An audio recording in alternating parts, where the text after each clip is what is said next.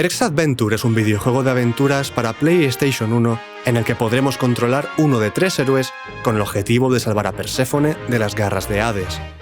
A pesar de ser similar a otros títulos, Eric's Adventure no está estructurado por niveles, sino que posee un mundo abierto digno de admiración. Sin embargo, la característica de la que me gustaría hablar es la muerte. Cuando la barra de salud llega a 0, el jugador es transportado al inframundo, donde deberá encontrar la salida para volver al mundo de los vivos. Con cada muerte aparece a mayor profundidad, por lo que la dificultad en posteriores muertes aumenta. Si muere 6 veces, se acabó el juego.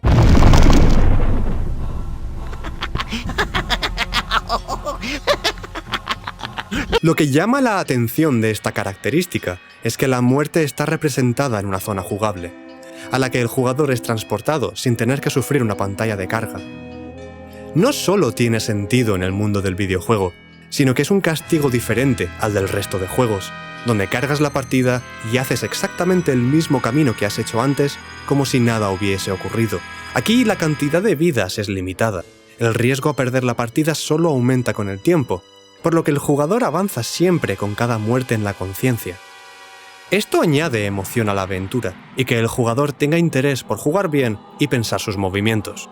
Además, no pierde el control del personaje, por lo que la experiencia del jugador es continua. Es decir, morir no supone dejar de jugar, sino que es una experiencia completamente lineal y fluida. Don't worry, I'm Hercules. La muerte del personaje está presente en la gran mayoría de videojuegos, pero muy pocos la emplean como una auténtica herramienta. Bloodborne es el único videojuego que me viene a la mente que utiliza la muerte de un modo parecido a Eric's Adventure, ya que implica riesgo al perder ecos de sangre, necesarios para comprar objetos y subir de nivel, además de transportarte a otras zonas, ya sea al ser eliminado por el hombre del saco o por la amígdala para comenzar el DLC. No obstante, al igual que Eric's Adventure, solo implica riesgo al estar más cerca de perder la partida. Solo supone un castigo, algo completamente negativo para el jugador.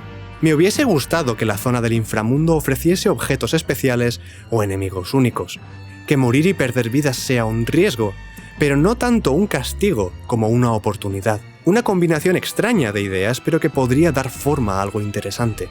Sin embargo, la muerte es un concepto terriblemente condicionado por los primeros videojuegos, donde lo más importante era conseguir la puntuación más alta, y tu castigo por no jugar bien era privarte de conseguir más puntos. Aunque Eric's Adventure profundice en el concepto de la muerte del personaje al no robarle el control al jugador, está lejos de ser algo más que solo un castigo. Es cierto que morir permite seguir controlando al personaje, lo cual es algo que sorprendentemente no ha sido explorado en otros proyectos con mayor profundidad, pero no ofrece nuevas posibilidades al jugador, excepto la emoción de estar más cerca de perder la partida. Tal vez algún día los videojuegos se deshagan del estigma de la muerte como castigo para tratarla como una herramienta llena de posibilidades para el jugador.